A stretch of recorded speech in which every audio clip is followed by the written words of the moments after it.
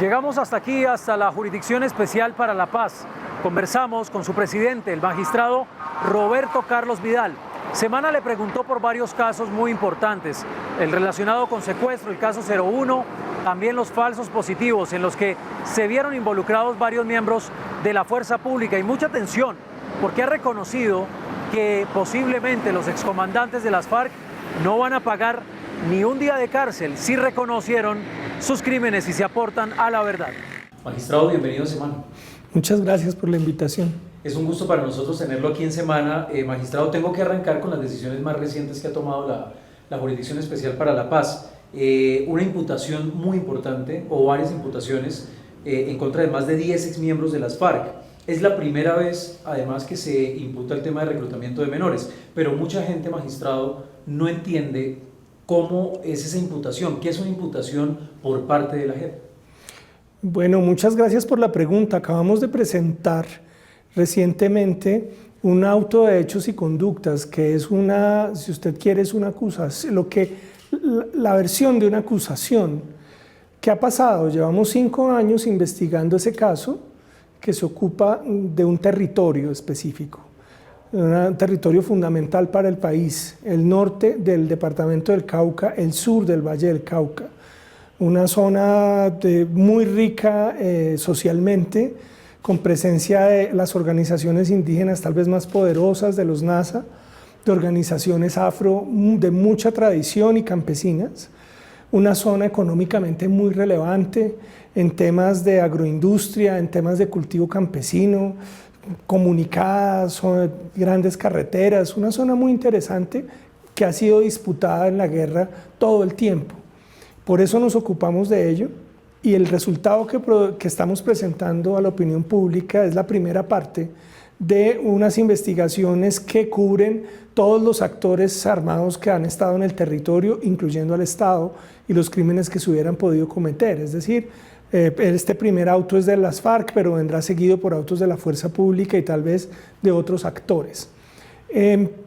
Además, respecto de la imputación a las FARC, que les reitero es la primera parte, la investigación encontró cuáles eran las actividades, los graves crímenes que habría cometido las FARC al desplegar varios frentes, muchos frentes en el territorio y intentar a través de acciones que resultaron en crímenes internacionales el control de ese territorio que para ellos era un objetivo estratégico para intentar el control hacia Popayán y hacia Cali.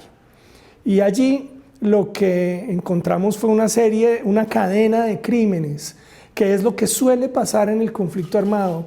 Aquí los crímenes no están aislados, sino que unos conducen a otros. ¿A qué me refiero? Las amenazas, los asesinatos selectivos, las masacres, incluso la violencia sexual, el reclutamiento forzado. Generan unos enormes movimientos forzados de población, el desplazamiento interno, y con el desplazamiento interno el despojo de tierras, que no es solo las zonas agrícolas, sino el despojo del control sobre el territorio, la destrucción de autoridades. Entonces, esta investigación, eso es lo que significa una imputación, es decir, a estas personas específicamente, haciendo parte de la organización de las FARC en el territorio, incurrieron en graves delitos que son los que identificamos. Magistrado, son 14 crímenes de guerra. Sí. Y es la primera vez que se habla de reclutamiento de menores. ¿Por qué es la primera vez y qué encontró la JEP en ese tema puntual? Mire, el reclutamiento de menores es una conducta que ha ocupado o atrae la preocupación de la jurisdicción porque es uno de los hechos más graves que ha ocurrido y sigue ocurriendo en el conflicto armado en Colombia. Y es la vinculación de niños, lo hemos encontrado a veces desde los 6 años, pero también de jóvenes, de adolescentes en los grupos armados, e incluso las primeras averiguaciones también han mostrado en ciertos casos vinculación de pequeños a la fuerza pública. Entonces, ese es un tema gravísimo. Realmente es casual que haya sido este caso el primero que se ocupa del reclutamiento forzado, porque nosotros tenemos un caso completo, nuestro caso 7, es sobre ese fenómeno, el reclutamiento forzado, que es una investigación a profundidad y que es terrible, y en su momento mostraremos resultados mucho más amplios y más profundos. Aquí, en cambio, es una parte de un conjunto de acciones, el reclutamiento forzado que tuvo lugar por miembros de las FARC sobre niños y niñas y sus efectos. En este caso, magistrado, y usted decía, vamos a entregarle algunos resultados, ya han entregado algunos resultados ustedes como Jurisdicción Especial para la Paz, pero la crítica que muchos hacen, magistrado, es, sentimos que, dicen algunos familiares de víctimas o víctimas, que no hay decisiones drásticas en contra de los ex-FARC o en contra de los exmiembros del secretariado FARC. ¿Qué decirle a esa gente que critica y que señala a la JEP de no tomar decisiones, dicen algunos? ¿Se han tomado decisiones? Mire, se han tomado decisiones y decisiones muy importantes, no solo contra las FARC, también contra miembros de la fuerza pública, y vienen decisiones contra otros actores. Como en el caso de los falsos positivos. Exacto, como en el caso de los falsos positivos. Cuando la gente, claro, reclama el tema de si son decisiones suficientemente impactantes, yo tendría que decir que las imputaciones, o sea, de lo que hemos acusado a estos señores, de uno y otro bando, es de los crímenes más graves que tengan lugar en el mundo. Eso desborda por completo cualquier acusación en un crimen interno. Lo que estamos diciendo es que los crímenes que estas personas cometieron no solo ofendieron a las víctimas directas, no solo ofendieron a Colombia, sino que ofendieron al mundo, y por eso es lo que significa un criminal contra la humanidad, ¿sí? Que la humanidad le reclama. Y también tendría que decir, en eso consiste igualmente el valor de estas personas que a través del proceso de la JEP, me refiero a los antiguos miembros del secretariado de las FARC, a este grupo de coroneles, un general, oficiales del ejército, que han tenido el valor ante las víctimas y ante el país de reconocer esa responsabilidad y ese peso tan grande que tiene. Entonces sí ha habido decisiones muy importantes, ha habido investigaciones muy profundas, y estas hasta ahora comienzan.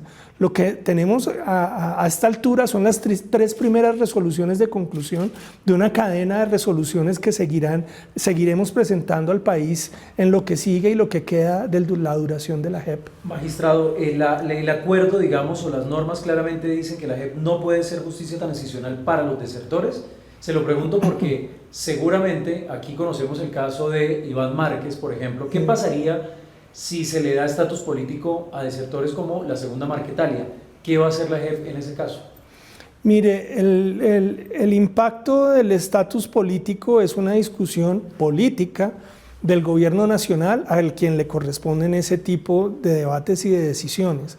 No solo al gobierno, sino al Congreso de la República. El alcance de los efectos de esos reconocimientos ellos lo fijan. Para efectos nuestros, la JEP tiene unas reglas que se llaman reglas de competencia, que están fijadas en la Constitución, en la ley, y que establecen qué es lo que nosotros podemos conocer y quién se puede someter a la jurisdicción. En ese sentido, no es una decisión nuestra, como si es la del gobierno, si reconoce, no reconoce, hacia dónde conduce las negociaciones. No, la nuestra es de estricta aplicación de la ley.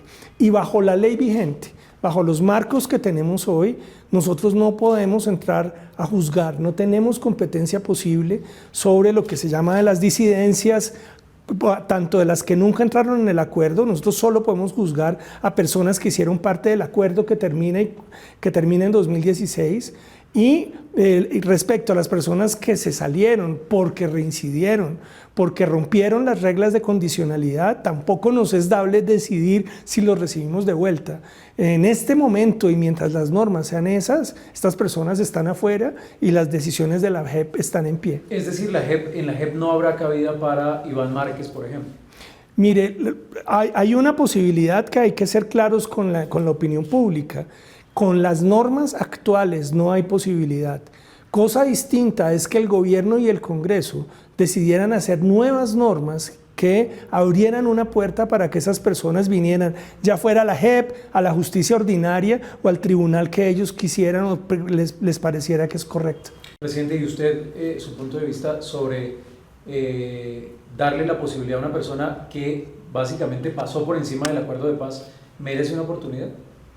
Mire, la función de la jurisdicción, más que la función del castigo, es la función de la reconciliación. Para nosotros, cada persona que salió de la JEP por reincidencia, cada persona que nos vimos en la obligación de excluir de la jurisdicción, es una derrota. En cambio, para nosotros, mantener dentro del acuerdo a personas que honren sus compromisos, que le cumplan no a la JEP, sino al país, y que mantengan las garantías de no repetición es nuestro éxito. ¿Qué tenemos hoy? Varias decenas de personas que han resuelto por sus circunstancias y sus decisiones, salir del acuerdo y salirse de la JEP. Pero ¿qué tenemos que mostrar? Más de 13.000 personas que han mantenido sus compromisos, que son complejos, y han mantenido las condiciones para permanecer en la JEP, honrar al país y sobre todo hacer una nueva vida en la paz. Nosotros apuntamos allá. Magistrado, y por ejemplo, cuando se está negociando con grupos como el Clan del Golfo, o cuando se habla de la ley de sometimiento de narcos, en esos casos sí la JEP ellos no tendrían cabida en la JEP, o también podría darse si hay una eventual modificación de la ley por parte del Congreso. Lo dice usted bien, nosotros nos sometemos a la aplicación de la ley y la Constitución, pero la ley y la Constitución, ¿quién las hace? Las hacen las iniciativas del gobierno y las decisiones del Congreso de la República, que también es el constituyente. Nosotros obedecemos a las decisiones que ellos tomen. Por eso los caminos de lo que están explorando en la paz total, pues están abiertos a sus decisiones y nosotros pues tendremos que acatarlas. Magistrado, la Procuraduría recientemente le pide a la JEP que abra un macrocaso sobre violencia sexual, violencia de género. ¿Eso se va a abrir? ¿La JEP ha contemplado abrir ese macrocaso? No solo lo hemos contemplado, sino que hemos tomado la decisión de abrirlo. Estamos en el proceso de hacerlo porque es un caso complejo que requiere grandes recursos de investigación, incluso de nuestros propios magistrados, y estamos armando los equipos que habrán de investigar ese caso. Otro caso que es el famoso caso de Álvaro Gómez Hurtado, del líder conservador Álvaro Gómez Hurtado. Hay muchas críticas por el cruce de versiones. Carlos Lozada dice que fue una red urbana, la Antonio Nariño, que según los críticos no se había creado en ese momento. La familia Álvaro Gómez dice no es cierto. La JEP, ¿en qué van las investigaciones por ese caso, magistrado? Sí, quisiera ser muy claro en ese punto. Los miembros de la antigua guerrilla, en una diligencia que se llama aportes tempranos a la verdad y reconocimientos para las víctimas, mencionaron una serie de hechos que usted podría llamar macrocrímenes o crímenes extraordinariamente graves, entre los que se cuenta el asesinato de Álvaro Gómez, pero también otros de los profesores en la Universidad Nacional, y esa serie de crímenes que ellos, en un aporte a la verdad, se atribuyeron a su responsabilidad. A nosotros nos corresponde investigar esos crímenes, y dentro de las investigaciones que se adelantan contra las FARC, se ha abierto un capítulo en un caso, que es el caso 10 nuestro, que investiga el conjunto final de todos los crímenes de las FARC, algunos contra la población civil, otros en violación de las normas de la guerra, y se abrió uno que es sobre la actuación de columnas y de grupos de las FARC que actuaban en sectores urbanos y que cometieron este tipo de crímenes. Esa investigación viene andando, ha ofrecido sus primeros resultados y muy pronto habrá noticias sobre cuál es el desarrollo que va a tener en la jurisdicción. Pero de lo que no hay duda es que nosotros respondemos y asumimos esas atribuciones de responsabilidad, pero que tienen que someterse a una investigación muy exhaustiva y que pues allí hay una versión de los hechos que tendrá que ser contrastada con un acervo probatorio muy complejo. Magistrado, ¿hay algo que nos pueda adelantar de esas noticias que se van a conocer del caso Álvaro Gómez Hurtado? Sobre el caso en particular, lo único es que está pendiente que asumamos la competencia y que comience oficialmente ya el desarrollo de la investigación y la práctica de pruebas. En el caso, magistrado, del secuestro, vimos cómo hace unos días los familiares de los diputados del Valle prácticamente decían que estaban molestos con la JEP, que sentían que no se les estaba escuchando. ¿Realmente se está escuchando a las víctimas, a todas las víctimas en el caso 01, el famoso caso de secuestro? Mire, uno de los desafíos más grandes que tiene la jurisdicción es la participación de las víctimas. El horizonte de víctimas de este país es de 9 millones de personas. Nosotros solo en el caso de secuestro hemos recibido la acreditación dentro del caso de alrededor de 3.600 personas, lo que lo hace un caso enorme, y a ellos les hemos proveído de representación judicial a muchos, los que la han solicitado, pero también de acompañamiento psicosocial. Esa relación con las víctimas es muy delicada, porque son personas que llegan a la JEP con dolores inmensos. A todos los que nos ha tocado recibir esos testimonios quedamos sacudidos por el dolor, por las pérdidas afectivas, en las condiciones de vida, las mismas pérdidas económicas. Todo eso está de por medio. Entonces la relación y las demandas de la JEP son inmensas. Yo entiendo las familias de los diputados del Valle que siempre han estado participando, haciendo grandes aportes a la JEP y que siempre nos reclaman que la respuesta sea más profunda. Nos estamos ocupando de eso, pero digamos allí hay un trabajo muy intenso de la jurisdicción, lo que nos hace bastante especiales respecto de lo que puede hacer la justicia ordinaria, porque tenemos herramientas para tratar con las víctimas que nos concedió la ley. ¿Sienten ustedes, magistrado, que en algunos casos los exmiembros de las FARC han entregado verdades a medias? ¿Se han encontrado con mentiras o contradicciones en algunos casos, no solo secuestros, sino en general? Mire, lo que nosotros hemos aprendido en la jurisdicción es que la verdad es un proceso. No es que usted se siente hoy y me diga toda la verdad o todas las mentiras.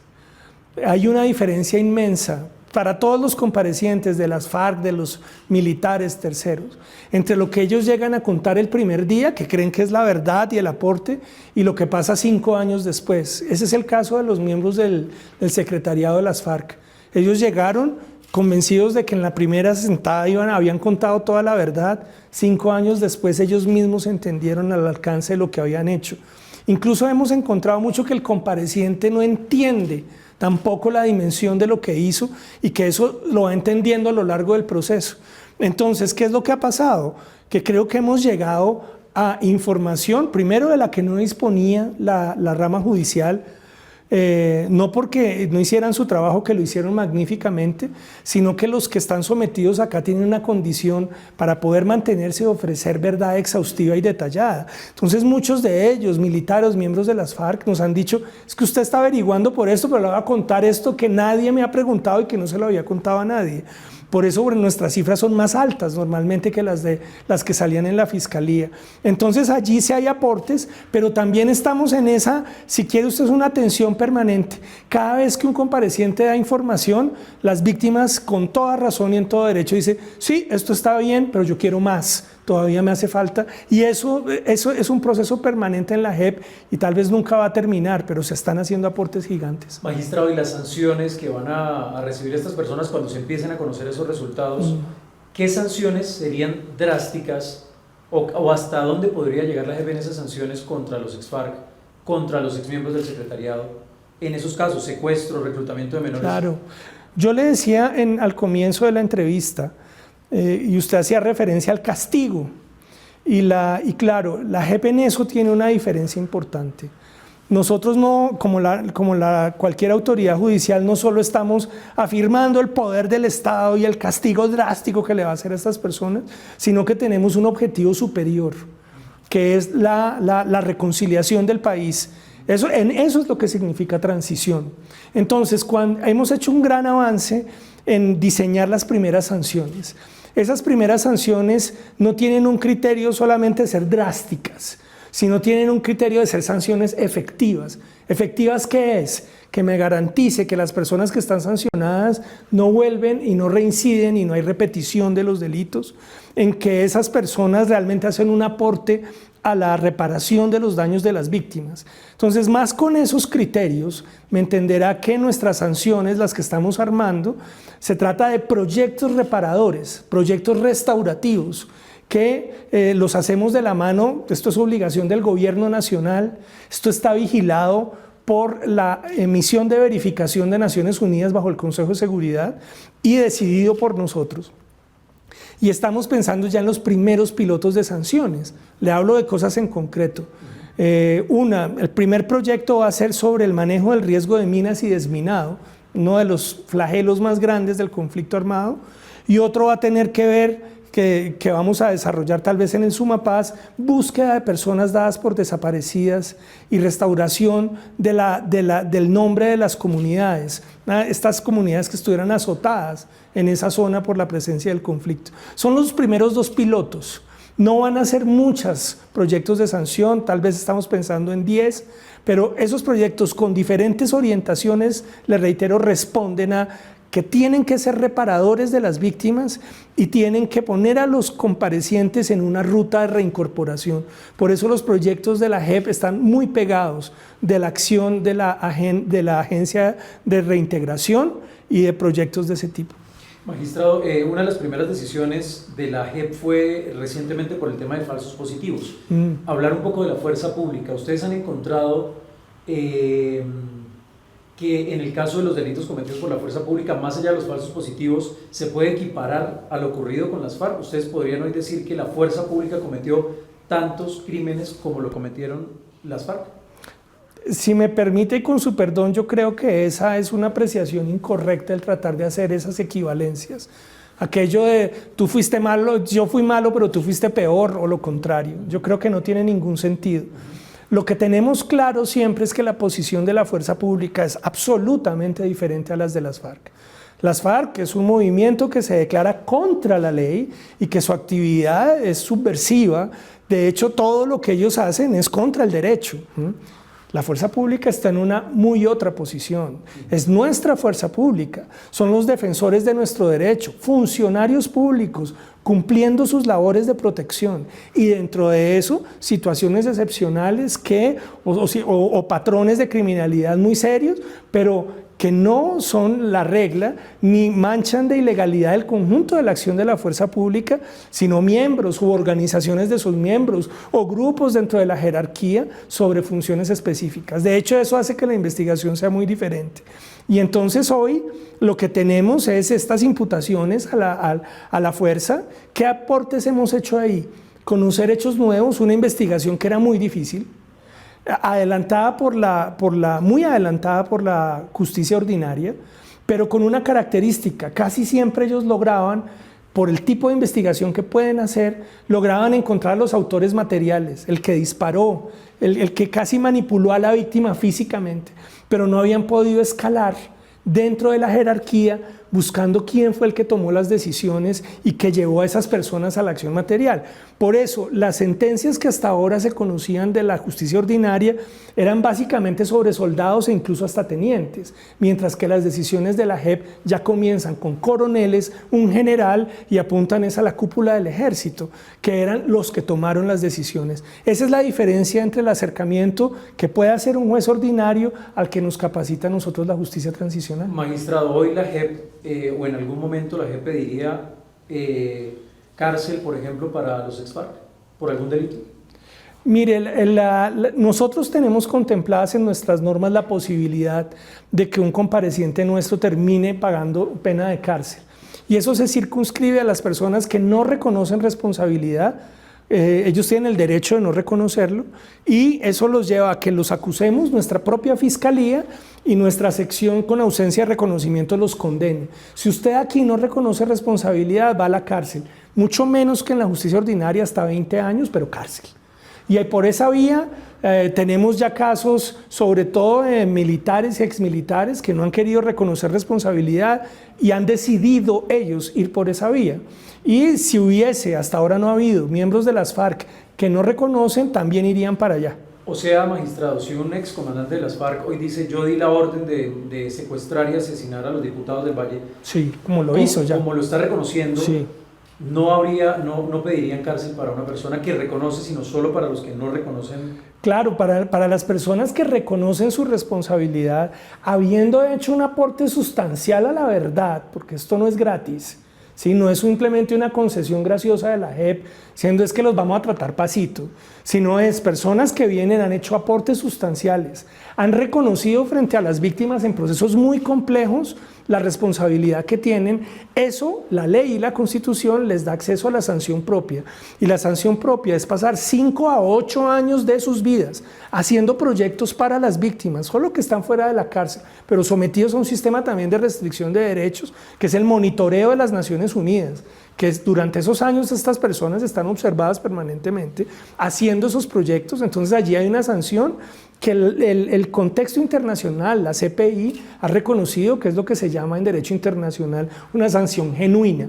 Entonces no es aquí de que es que no queramos o queramos ser suaves y no mandarlos a la cárcel. Yo de hecho creo que es mucho más fuerte ese proceso de aporte de verdad, reconocimiento y sanción propia que el reconocimiento de no decir nada, yo no aporto a la verdad, usted demuéstreme lo que pueda y me voy a la cárcel 20 años. ¿No puede sentir el familiar, por ejemplo, magistrado de un diputado asesinado a sangre fría en la selva, que básicamente los victimarios, si dicen la verdad, de alguna manera se están librando de responsabilidad? ¿Cómo? O sea, ponernos un momento del lado de las víctimas, puede pasar que muchas víctimas sientan que eso no es una sanción suficiente para ellos. ¿Cómo entiende la JEP o cómo logra ponerse la JEP de los zapatos de las víctimas, de los familiares que dicen, o sea, esta gente admite que mataron a mi papá y básicamente van a trabajar en algunos proyectos pero no van a tener ni un día de cárcel? ¿Cómo entender a las víctimas? Mire, yo creo que las víctimas, sobre todo, antes que cualquier persona en este país, ha entendido esto. Porque las víctimas son las que han podido recibir los beneficios del sistema. Le hablo en beneficios, estamos hablando de lo irreparable. Estamos hablando de víctimas que tienen un dolor gigantesco. Pero esas víctimas que han tenido el valor de venir y participar en la JEP, de hacer preguntas, de tener sus abogados y participar acá, son las que se han dado cuenta de los aportes que hay, verdades que no se conocían, opción de preguntarle a su victimario, no solo si fue usted, sino usted por qué lo hizo, cómo lo hizo, qué pasó, en qué situación estaba mi papá en el cautiverio, cómo murió, cosas dolorosísimas que a muchos les han permitido tramitar sus dolores, pero también pensar en la reparación e incluso, mire, cosas que están pasando que muestra es el valor moral de las víctimas de este país. A finales del año pasado se crea la primera organización que reúne a comparecientes de las FARC con víctimas del secuestro que estaban solicitando hacer proyectos conjuntos. Yo con eso no le digo que así se tienen que comportar todas las víctimas, cada quien es dueño de su dolor, somos inmensamente respetuosos. La JEP no le solicita a nadie que perdone, no le solicita a nadie que pase la página. Aquí lo que estamos es mostrando aportes concretos, estamos ofreciendo herramientas para tramitar y para poder de manera colectiva tratar de pasar a una transición que es una transición a respetarnos, una transición a reconocer la humanidad del otro, a reconocer la propia responsabilidad y ayudar a las víctimas a salir del daño. Magistrado, le quiero preguntar para ir cerrando ya, ustedes han hecho dos citaciones muy importantes, recientes, a dos excomandantes paramilitares, sí, a Jorge 40 y Salvatore Mancuso. ¿Sienten ustedes que hay voluntad de parte de estos dos protagonistas de alguna manera del conflicto, muy importantes también por lo que puedan entregarle a la JEP? ¿Hay como intento por evadir eso? Porque de hecho Salvatore Mancuso, por ejemplo, presentó un documento en el que de alguna manera decía no me quiero presentar, la JEP le niega eso y le dice usted tiene que presentarse. ¿Cuándo se van a dar esas situaciones y qué busca la JEP escuchándolos? Mire, nosotros tenemos en el país los dos canales de justicia transicional activos.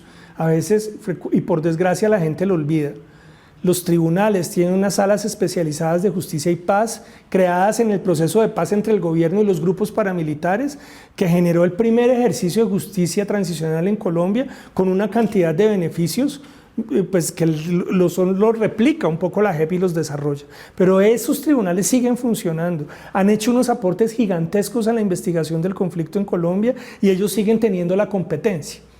¿Cuál es la intervención aquí de la JEP? Primero, hemos dicho, nosotros reconocemos y ante todo respetamos la competencia de justicia y paz.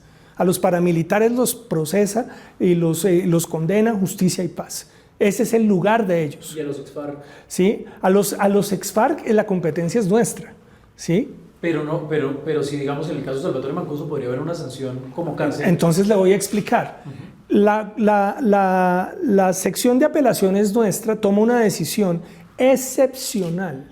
Dice, nosotros reconocemos que a esta gente la juzga justicia y paz, pero en ciertos casos, cuando se trata de personas de excepcional jerarquía o de una participación muy particular, muy específica dentro de los grupos paramilitares, que signifique para la JEP que pueden hacer un aporte fundamental a la verdad. Personajes como los que usted está nombrando. Sí, ellos son juzgados por justicia, pero para nosotros nos podrían hacer aportes gigantescos. En casos como los que estamos abriendo ahora, usted mencionaba el de violencia sexual, pero es que junto al de violencia sexual abrimos un caso de vínculos entre acción de la fuerza pública con paramilitares y terceros. En un caso como esos, los aportes de estos señores podrían ser definitivos. Entonces, para ellos se abrió una ventana excepcional que les permite llegar a la JEP a ofrecer aportes de verdad. Pero le corresponde a mis colegas magistrados establecer lo que usted pregunta. ¿Ese aporte de verdad es suficiente? ¿Es completo? ¿Es adicional? ¿Es sincero? Eso es lo que tendrá que demostrarnos ellos en su intervención ante la JEP y es la decisión que le corresponde tomar a los magistrados. Magistrado alias Otoniel. Alcanzó a hablar en la JEP. ¿Esa información que entregó alias Otoniel va a seguir él entregándoles información o al estar él en Estados Unidos ya eso se frena? ¿Qué va a pasar con alias Otoniel y su aporte a la JEP que venía ya adelantando? Cuando una persona es extraditada fuera del país, claro, la relación judicial se vuelve muy compleja. Pero nosotros en la JEP tenemos varios escenarios en los que con diferentes personas que están privadas de la libertad, particularmente en los Estados Unidos o en otros países, encontramos los mecanismos como la justicia ordinaria para que hagan aportes. Es posible que alias Otoniel estuviera en ese camino, pero es algo similar a lo que pasaría con Mancuso, que también se encuentra en una prisión de los Estados Unidos. Son procesos de colaboración judicial complejos, por cierto, pero que han caminado muy bien. Magistrado, para ya cerrar, dos preguntas más. ¿Qué piensa el presidente de la JEP de la paz total que propone el gobierno Petro? Mire, nosotros somos una institución de paz que hace parte del Sistema Nacional de Paz y cuyo propósito es conseguir la reconciliación del país. Desde esa perspectiva, por supuesto que nosotros vemos con el mayor interés cualquier iniciativa que tenga el Gobierno Nacional o el Congreso de la República respecto a la extensión de la paz, a la profundización de los procesos. Hemos estado en permanente comunicación con las instituciones en el marco de la colaboración armónica que corresponde a los poderes y les hemos dicho lo que también comunicamos a la opinión pública. El país, Colombia, tiene un modelo de justicia transicional que es hijo de la historia del país, que es visto con el mayor interés por el mundo. Que somos investigados por, no se imagina la cantidad de universidades del mundo que vienen a investigar lo que hacemos, porque reconocen que hoy la JEP es el estándar del derecho internacional para futuras negociaciones de paz en cualquier lugar del planeta. Eso es lo que le hemos puesto al servicio al país, es decirle, lo que la JEP ha aprendido, lo que nosotros hemos logrado, tanto nuestros aciertos como nuestros errores, los ponemos a disposición de futuros procesos de paz para que tengamos los mejores mecanismos y para que en esos procesos se disponga de las mejores herramientas judiciales que garanticen que esas personas no solo pasan la página del conflicto armado y los conflictos políticos, sino que pasan la página judicial y la página jurídica que les permita reintegrarse a la ciudadanía. Y la última pregunta, magistrado, el mensaje para las víctimas. Seguramente muchos nos están viendo y están diciendo, creo que el presidente de la JEP ha dejado claro que cárcel no va a haber para quienes reconocen y aportan a la verdad. Y mucha gente tiene el dolor de la pérdida de su ser querido o fue víctima de secuestro o reclutamiento o cualquier delito. ¿Qué mensaje enviarle o qué mensaje le envía la JEP a las víctimas que tienen ese dolor todavía en el corazón, que no han sanado muchas heridas? ¿Y qué llamado haría usted como presidente de la Jurisdicción Especial para la Paz? Le agradezco mucho esta posibilidad. Todo que decirle a las víctimas. Lo primero, las víctimas son el centro de la jurisdicción. Esta jurisdicción está hecha para garantizar sus derechos y encontrar los mecanismos de que los puedan ejercer.